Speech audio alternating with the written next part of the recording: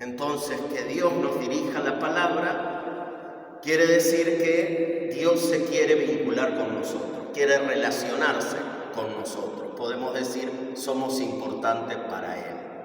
A tal punto que Dios nos siguió hablando siempre y nos seguirá hablando siempre.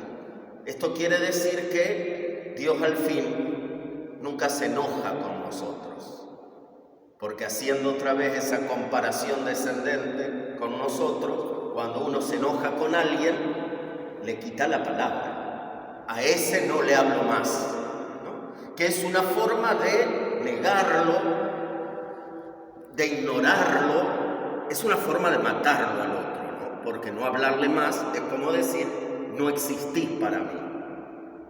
Y Dios no hace eso.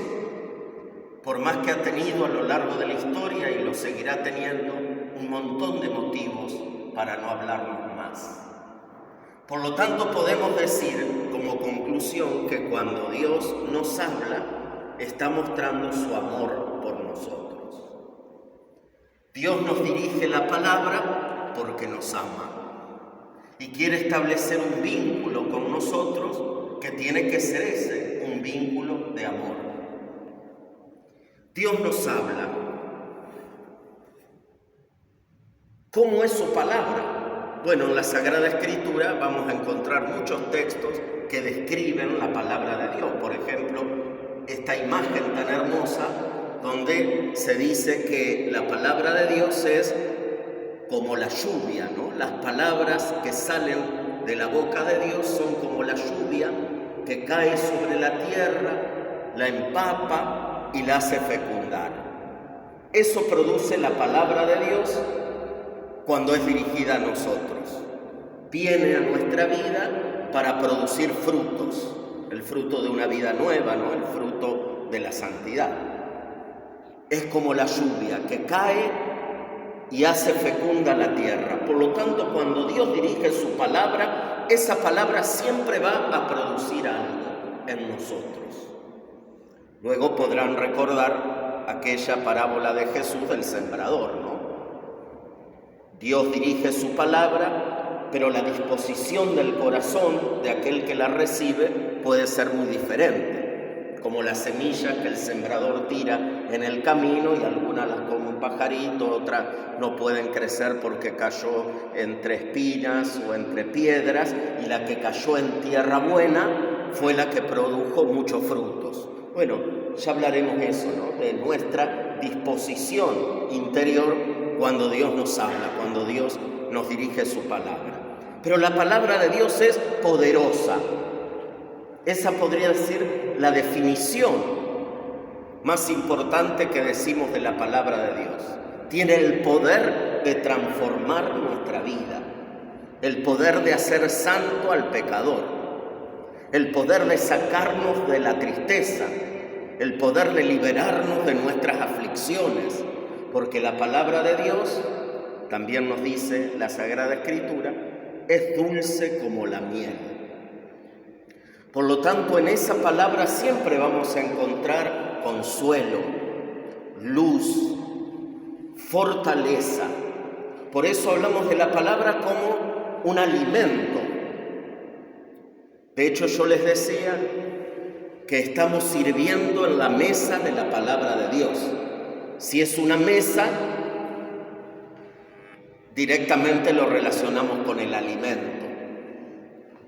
La misa tiene estos dos momentos, ¿no? La liturgia de la palabra y la liturgia de la Eucaristía, que en el templo lo tenemos puesto en estas dos mesas, el ambón y el altar, ¿no? La mesa de la palabra y la mesa de la Eucaristía.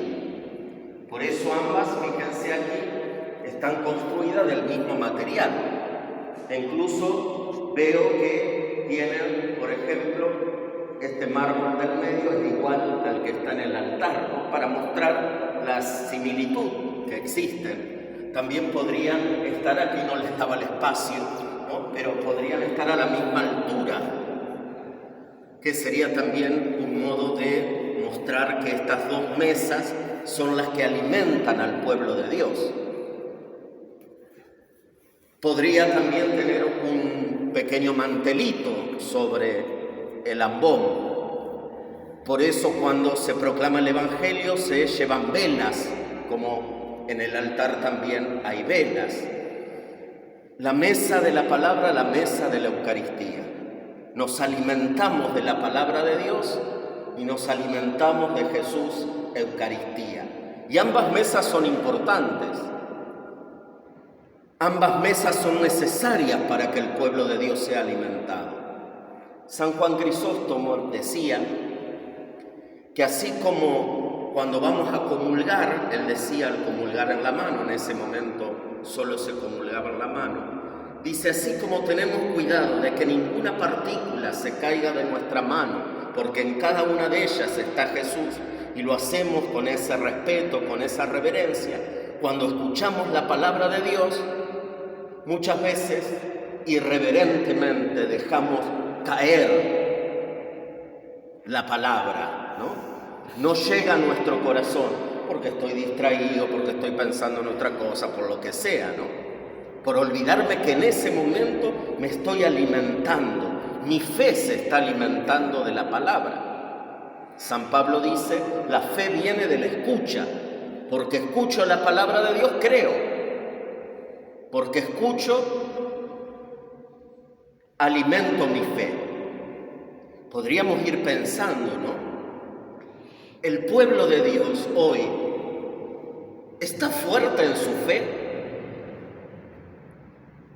Recibe este alimento cada vez que participa de nuestras celebraciones litúrgicas. ¿Se va fortalecido o va y se vuelve como vino? ¿No estará demasiado raquítica la fe del pueblo de Dios? Quizás por no alimentarse bien, por no recibir el alimento de la palabra como corresponde. ¿De quién es la obligación de alimentar al pueblo? ¿De qué modo lo hace? Bueno, podemos pensar, no le echen la culpa solo a los curas, ¿no? Que mucha culpa de esto tenemos, ¿no? De no alimentar al pueblo de Dios de modo sustancioso, verdadero. Pero los ministros de la palabra, aquellos que la proclaman, también tienen una responsabilidad muy grande y es un servicio muy importante el que prestan. Pero volviendo a este poder de la palabra de Dios, también recordemos en el Génesis, cuando se describe la creación del mundo, se muestra a Dios solo hablando. Y esa palabra tiene el poder de crear todo. Y dijo Dios que haya un firmamento, y hubo un firmamento. Y dijo Dios, hagamos a los animales y las plantas, y hubo animales y plantas. Y dijo Dios, hagamos al hombre a nuestra imagen, y así Dios creó al hombre, varón y mujer. El poder de la palabra. Dios dice algo y se produce eso que dice. Por eso la palabra de Dios es poderosa, es capaz de transformar plenamente nuestra vida, de realizar lo que dice. Por eso, luego en la liturgia de la Eucaristía, fíjense que en la centralidad del misterio eucarístico está el poder de la palabra transformando el pan y el vino en el cuerpo y la sangre de Jesús. Porque ahí lo que hace el sacerdote es repetir las palabras de Jesús en la última cena. Y por la repetición de esas palabras, el pan y el vino se convierten en el cuerpo y la sangre de Jesús. Cuando el sacerdote vuelve a decir, tomen y coman, esto es mi cuerpo, toman y beban, esta es mi sangre. El poder de la palabra. La palabra de Dios tiene el poder de transformar nuestra vida. La describe la carta a los Hebreos de esta manera. La palabra de Dios es viva y eficaz, más cortante que cualquier espada de doble filo.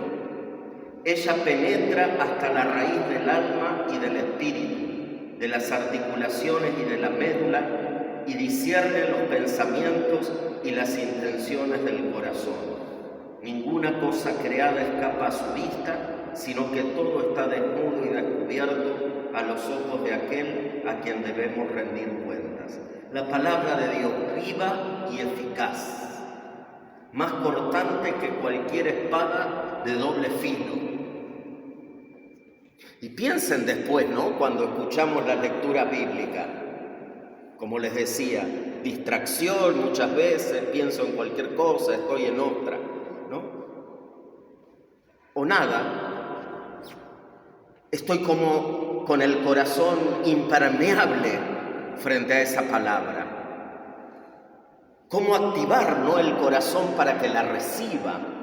Que Dios, cuando dirige su palabra, no encuentre un corazón cerrado, como lo expresa bellamente el salmista.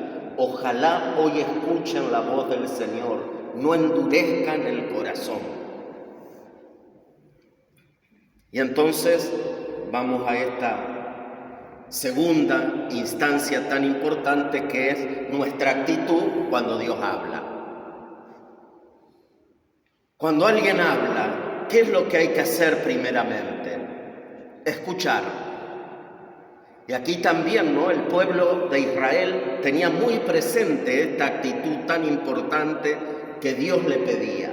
Escucha, Israel, el Señor nuestro Dios es uno, amarás al Señor tu Dios. Cuando Dios promulgaba su ley, le pedía al pueblo esa actitud: escuchar, escucha, Israel. Claro que cuesta escuchar. Y cuando uno escucha a alguien, le está prestando algo mucho más importante que su tiempo. De alguna manera le está dando crédito